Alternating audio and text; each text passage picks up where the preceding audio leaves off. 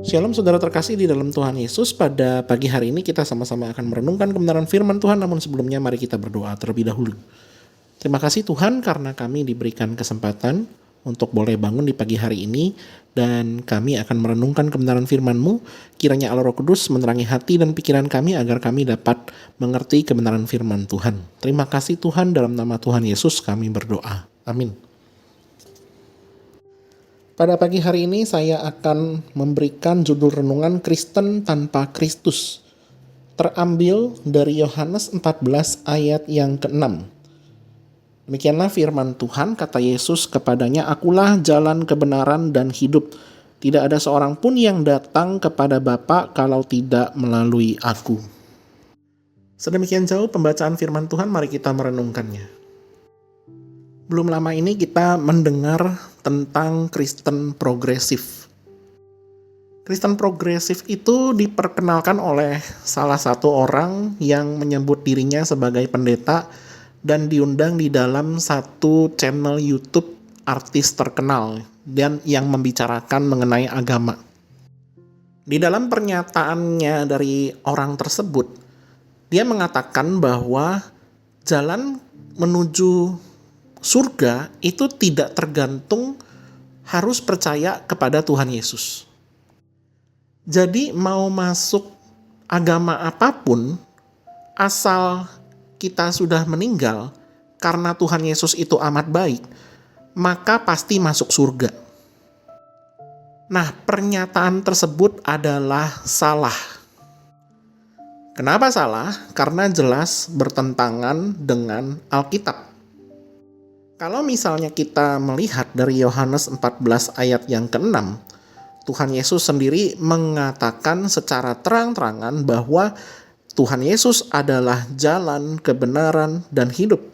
Tidak ada seorang pun yang datang kepada Bapa kalau tidak melalui aku. Bukan hanya di sana saja ayat-ayat tersebut yang secara gamblang menyatakan bahwa Yesus itu adalah jalan keselamatan. Misalnya kalau kita melihat dari Kisah Para Rasul 4 ayat yang ke-12, di sana juga dikatakan, "Dan keselamatan tidak ada di dalam siapapun juga selain di dalam Dia. Sebab di bawah kolong langit ini tidak ada nama lain yang diberikan kepada manusia yang olehnya kita dapat diselamatkan." Jadi hati-hati sekali kalau seandainya ada orang yang memperkenalkan saudara mengenai ajaran Kristen progresif. Karena sekalipun memakai label Kristen, ternyata dia tidak menyertakan Kristus di dalam agamanya tersebut. Sebagai contoh, saya umpamakan sebagai berikut. Misalnya saya ini bukan seorang pendeta atau bukan seorang hamba Tuhan, bukan seorang rohaniawan, tapi saya ini adalah seorang pedagang mie ayam.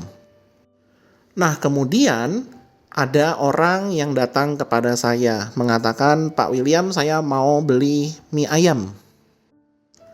Lantas saya buatkan makanan tersebut, pesanan tersebut, mie ayam kepada orang yang ingin membeli mie ayam tersebut. Lalu saya sajikan kepadanya. Begitu sampai di depan mata orang tersebut, ketika orang itu melihat, "Loh, kok saya kan pesannya mie ayam, tapi mana mie-nya?" Yang datang itu cuma ada pangsit, ada sayur-sayuran, ada ayam, tapi tidak ada mie-nya. Kemudian saya ngotot mengatakan, "Enggak, ini namanya mie ayam." Kalau saudara yang berada di posisi konsumen tersebut, bagaimana reaksi saudara melihat pedagang itu menyajikan mie ayam tanpa mie? Mungkin kita berpikir, wah ini pedagang mie-nya lagi stres kali ya. Namanya juga kalau dagang mie ayam, ya harus disertakan dengan mie. Kalau tidak ada mie, yang namanya soto ayam atau sop ayam. Nah, maka dari itu Kristen tanpa Kristus itu bukanlah Kristen. Karena definisi dari Kristen itu sendiri adalah pengikut Kristus atau murid-murid Kristus.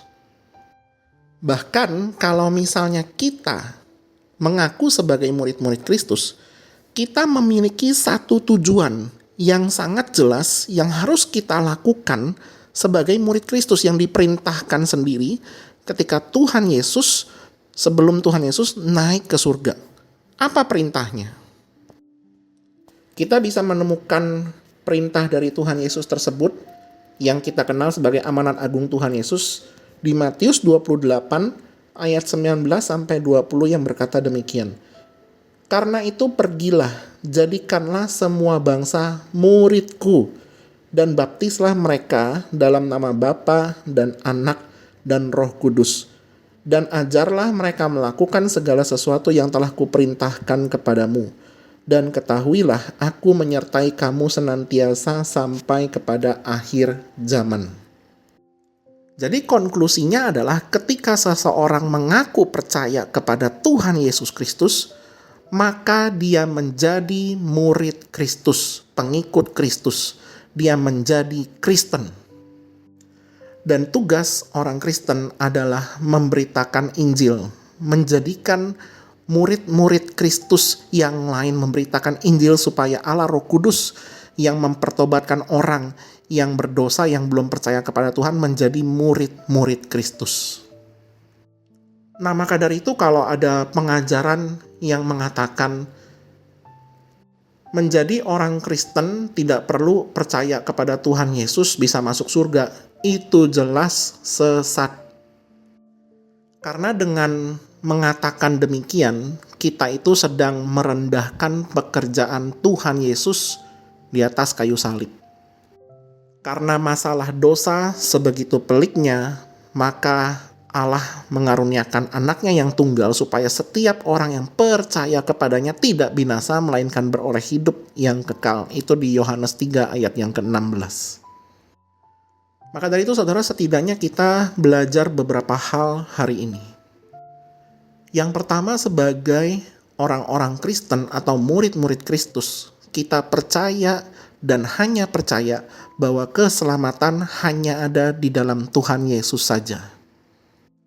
Yang kedua, kita perlu berhati-hati akan namanya pengajaran-pengajaran palsu yang mungkin berkeliaran di internet pada masa-masa sekarang ini. Dan yang ketiga, kita perlu menghidupi Injil dan juga memberitakan Injil. Karena Injil itu adalah segala-galanya di dalam kehidupan dari orang-orang Kristen. Injil itu adalah kabar baik bagi setiap orang yang menuju kebinasaan. Injil itu adalah kekuatan dan pengharapan di dalam menjalani masa-masa hidup yang tidak menentu ini. Dan Injil itu memberitakan bahwa karena kasih Allah yang begitu besar, maka Tuhan Yesus mengorbankan dirinya di atas kayu salib supaya setiap orang yang percaya kepada Tuhan Yesus tidak binasa, melainkan beroleh hidup yang kekal. Kiranya kita bisa menyimpan firman ini di dalam hati kita. Mari kita berdoa. Terima kasih Tuhan karena kami diberikan kesempatan untuk boleh kembali merenungkan apa arti sesungguhnya menjadi orang Kristen, yaitu menjadi murid-murid Kristus yang sejati, yang sesungguhnya hanya percaya kepada Tuhan Yesus sebagai Tuhan dan Juru Selamat satu-satunya. Kiranya Allah memelihara iman kami dan Allah Roh Kudus sendiri juga boleh dapat menolong kami supaya kami hidup kudus di dalam jalan Tuhan. Terima kasih Tuhan, hanya di dalam nama Tuhan Yesus kami berdoa. Amin.